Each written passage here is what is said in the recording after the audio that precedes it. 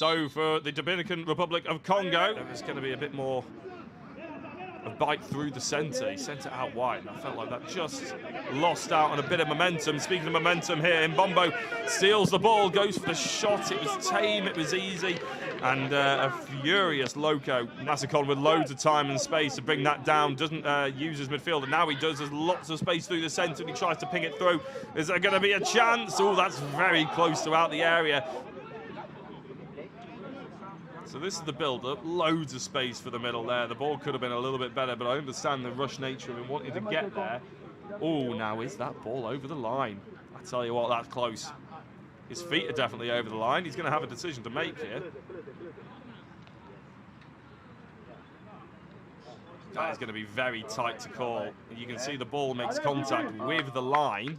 So whether or not his momentum carries it out of it afterwards, the two attackers for Cameroon absolutely convinced that it was outside.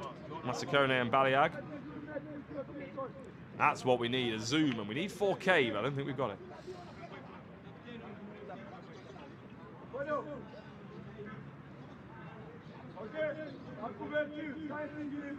Well, that's the moment he makes contact with it, and I would say it's on the line. But I am no referee, and I don't know the rules as well as they do, so let's see what they come out with. I have had this in a previous game. I think it was Ghana versus Senegal. I was proven wrong on that occasion. Let's listen.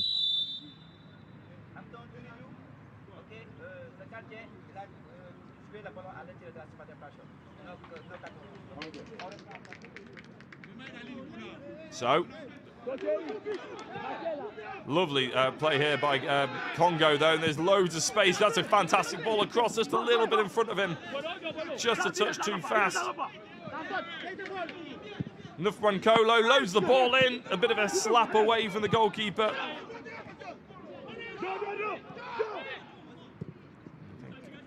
You may well see Abdul Rahman is actually back on. He was in left back, so he was out of position for where they gave the ball away, and that's a shot on goal. First one I think we've really had. The ball gets stolen, and it comes back out to him again. Realistically, you could probably argue he could have taken a touch there. The players would have. So Musa with the throw in, and we're going to see a long one. No, it's directed down into the floor. No foul throw, though, this time.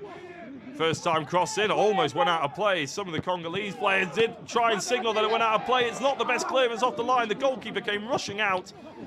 And Cameroon have their best chance of the game.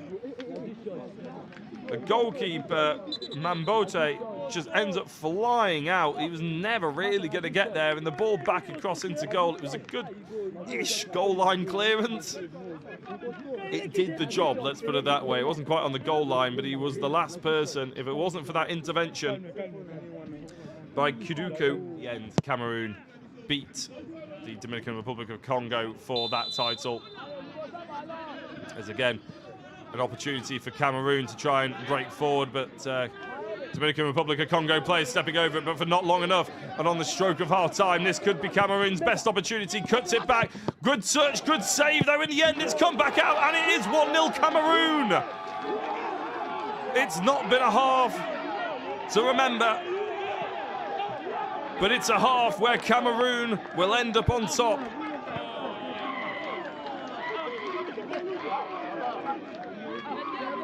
It was a good save, first off. But as it bounces back out to Somben, sweeps it home. We haven't seen much of him at all. But he gets his name on the score sheet, and he won't care about his first half performance as long as Cameroon win this game.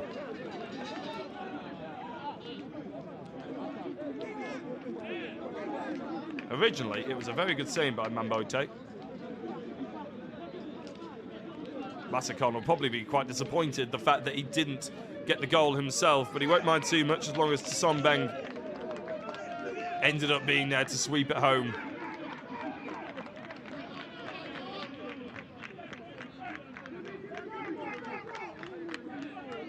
Fantastic celebrations means that Cameroon are 1-0 up.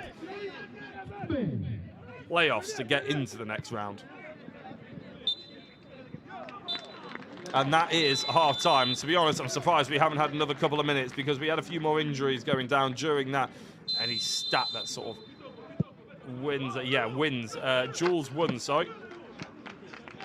My days, I thought that went in. I could not believe what I'd just seen out of the corner of my eye as I was reading down my notes down below. Now here is the move. Yeah, it took everybody by surprise. All of a sudden the ball's getting passed a little bit more zippy. The ball is getting controlled a little bit better. It's sticking to the feet. And the ball's just landing for them for the time being. Space and opportunities here. Chris lifts the ball over to Bolo, who skins one, gets past another. Can he produce the ball? He gets past three. Is that going to be a penalty? I think he's given it as a dive. He has. Yellow card incoming for Bolo.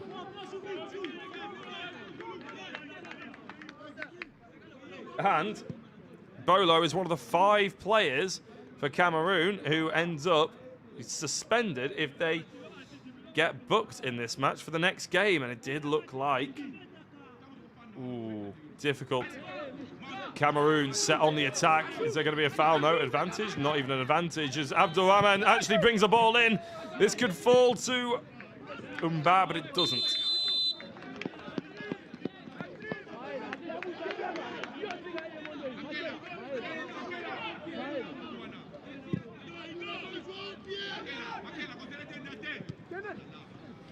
Wooden Knight taken down nicely by Mbat. He's got an overload with him if he needs it. He doesn't need it. He tries to face it up. Lifts it nicely in. Oh, and that's a good opportunity to make it 2-0. Traore and Kada lining up at the back post. Traore. One last throw of the dice then for DR Congo.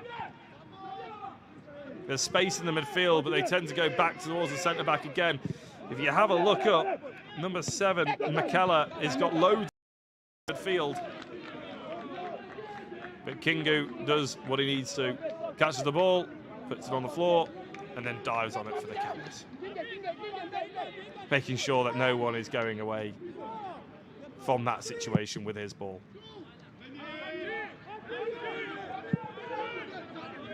McKellar nods it back to his goalkeeper, who I imagine, well, he doesn't actually launch it forward. McKellar this time tries to find a way down the route at the wing, but it wasn't to be for Dominican Republic of Congo. They crash out of Group B and the Total Energies Under-17s 2026 AFCON. But for Cameroon, they will go through in the automatic spaces in second place, behind Ivory Coast, ahead of Uganda, and look what it means to them.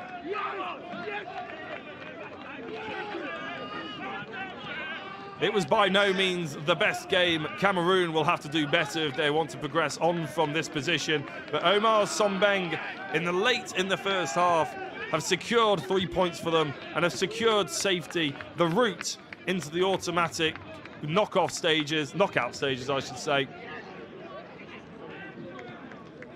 And I mentioned earlier, Dominican Republic of Congo, they haven't scored a goal in this tournament as they crash out. They will finish this tournament on -5 goal difference, but the experience that all of these players will take away from this will be invaluable as they move their way up into the older categories. The players that will still be here potentially next year, well, in the qualifiers and into next year, that will be invaluable. They'll become leaders